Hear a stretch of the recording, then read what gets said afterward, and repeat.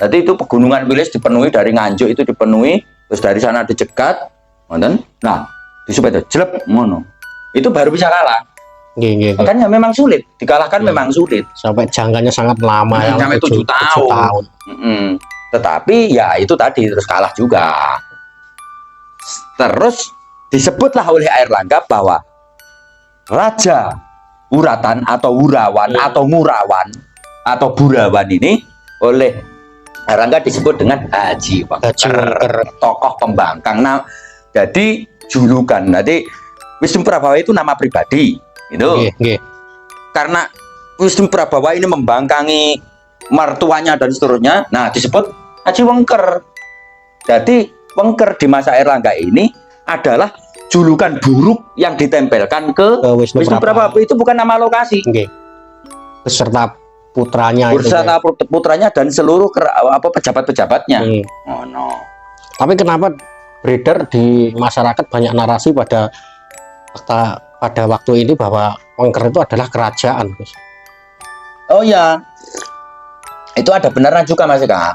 Nah, nanti ini kan masih tahun 1037 nih. Nah, kan nanti melewati setelah masa Airlangga kan kerajaan Kediri, kerajaan Singosari, kerajaan Majapahit. Nah, di zaman kerajaan Majapahit yang lebih dekat dengan zaman kita, kalau kita ke zaman Airlangga kan jauh. Ke zaman Majapahit kan kita dekat, 1300, 1500 kan. Wengker di zaman Majapahit digunakan untuk menyebut nama lokasi. Oh, berarti sudah melalui proses waktu yang sangat panjang ya. Dari tahun 1037 sampai ke era Majapahit. Jadi terjadi pergeseran penggunaan kosakata. Kalau di zaman Airlangga, Wengker itu kosakatanya sebagai julukan ditempelkan ke Wisnu Prabawa, Haji Wengker tadi. Kalau di zaman Majapahit, Wengker digunakan untuk menyebut nama lokasi, nama kerajaan, namanya Brewengker.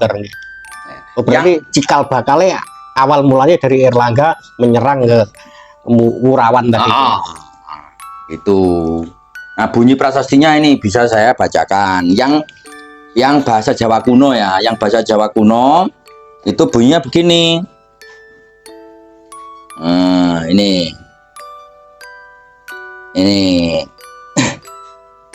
Prabu Danginaran Nakekale Mowang Sri Gading Narawesesa Ika De Sri Maharaja Tuan Rika Nasi Kanang Syarat Pinjahaning Muang Irikang Sangkakala 951 Rikanang Pilulu Mampahta Sri Maharaja Dumu Nikung Pandaguru Tumanggal Satya Desani Wuratan Ati yang Mahabala Sang Pahar Parpan Wang Haji Wengker.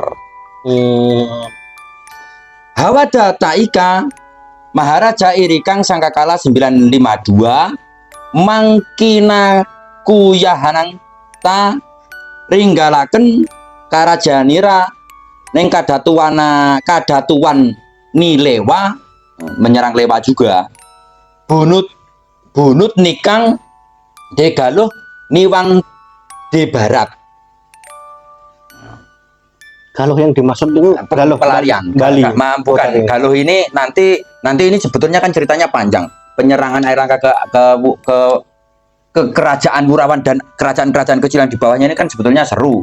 Salah satunya nanti mereka lari ke daerah namanya Galuh. Itu. Terus yang jadi unek-unek lagi apalagi coba setelah ini kan coranune cikal bakalnya awalnya narasi kosakata tersebut di Wengker itu tersebut seiring berjalannya waktu sampai di Majapahit itu kok terus jadi kerajaan Wengker ini berbeda. Karena di Ponorogo itu kan sudah terkenal Wengker. Ya. Berarti kalau begitu bicara periode Mas Eka. Kita mau bicara periode Wengker zaman yang mana? Zaman Airlangga, apa zaman Kediri, apa zaman Singosari, apa zaman Majapahit begitu. Nah, dari zaman ke zaman ini nggak bisa disingkat ini. Lagi kita urutkan saja. Oh, kan gitu. Nah, yang paling penting Mas Eka, dari kosakata Wengker di zaman Airlangga itu yang paling penting ini. Kosakata Wengker di zaman Airlangga itu bermakna pembangkang. Ya. Itu fix. Bisa dicek di Kamus Jawa Kuno. Karyanya Z. Mulder atau yang satunya itu saya punya tebal itu. Iya. Lupa saya pengarangnya siapa, tapi itu khusus bahasa Jawa Kuno. Artinya ya begitu, artinya belakang. Gitu. Nah, Wengker di masa Airlangga ini Haji Wengker. Haji Wengker atau tokoh pembangkang ini yang mengucapkan adalah Airlangga, yang dalam konteks ini adalah pihak yang bermusuhan ini. Jadi Airlangga dengan Wisnu Prabawa itu musuhan. Pihak musuh, dalam hal ini Airlangga, menyebut musuhnya Haji Wengker. Jadi pihak di sini itu tidak pernah menamai Wisnu Prabawa dengan Haji Wengker. Kalau orang sini di zaman Wisnu Prabawa itu ya Raja Wisnu Prabawa begitu. Tidak ada orang sini mau disebut dengan Wengker. Yang menamai itu ya Airlangga. Yang menamai kan pihak musuhnya. Nah, gitu. Gue sanune aku diseneni ini. Sampai ini ngawur wong kene diarani pembangkang. Loh, yang mengucapkan pembangkang itu adalah Airlangga, bukan orang sini. Lah sayangnya orang sekarang malah bangga disebut dengan Wengker para pembangkang. Karena dulu pas aku neng Jakarta aslinya kok ngendi? Kok Ponorogo. Ya layak kok Wengker angel ditoto. Biasanya kan Cocok. Biasanya Orang sengaja cocok. orang sengaja tapi cocok. Ayah angel ditoto. Nah, kalau mau lihat kenapa Airlangga kok menyebut mengidentifikasi Wisnu Prabawa ini dengan tokoh pembangkang. Nah, bisa dibaca di buku SNI ini tadi, jilid 2 halaman 204. Sebabnya adalah karena si bapaknya Wisnu Prabawa, bapaknya Wisnu Prabawa namanya Bisma Prabawa, itu disebut di Prasasti Bujangan.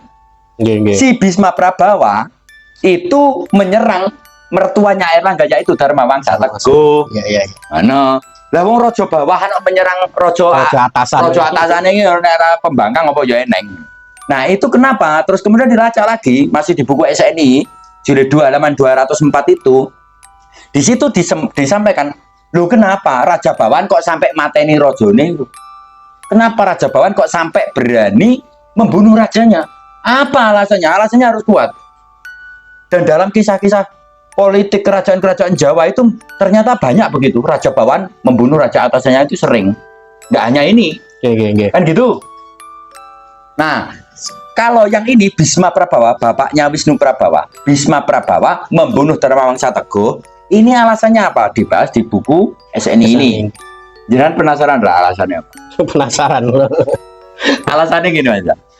Dharmawangsa Teguh itu punya anak perempuan dan sudah saatnya menikah.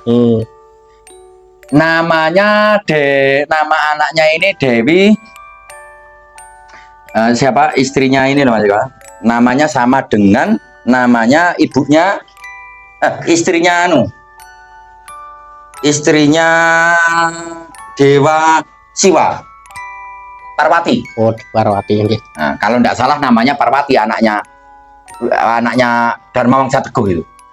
Anaknya ini perempuan ini sudah saatnya menikah. Nah, dia mau mencarikan jodoh untuk anaknya. Terus di antara raja-raja bawahan ini yang agak layak untuk dijadikan pasangan bagi anaknya Dharmawangsa Teguh, menurut Dharmawangsa Teguh itu adalah ini anaknya Raja Bisma Prabawa, yaitu anaknya Raja Urawan. Wis petong wis tadi. Wes berarti antarane Dharmawangsa Teguh karo Bisma Prabawa itu arep besanan. Lah tiba-tiba tanpa memberitahu, tanpa alasan yang jelas, Dharmawangsa Teguh malah mantu saka Bali. Udayana itu. Sing Udayana duwe anak lanang jenenge Airlangga, dirapekne oleh Dharmawangsa Teguh karo anake iki mang. Marahlah iki Raja Urawan. Sampai sekarang kan orang Jawa itu kalau ditinggal kayak begini kan sakit hati. Wis petung dadi, wis nontoni, wis sekan dino, sek-sekan rembuk. Lah kok ujuk-ujuk dirapekne karo ngono. Oh, itu jatuh betul itu gengsinya. Kan sampai sekarang kan orang Jawa begitu, Iya, lingkungan kita. Nah, demikian juga dengan Bisma Prabawa, marah dia. Saking marahnya kemudian ngenteni Lenone kapan. Kalau menyerang langsung nggak berani karena pasukannya jauh. Wong Iya, iya. istananya Dharmawangsa Teguh itu dijaga 50.000 prajurit loh. Bagaimana mau nyerang? Gitu? Nah, sehingga Bisma Prabawa ini menunggu kapan saat yang tepat untuk menyerang Dharmawangsa Teguh.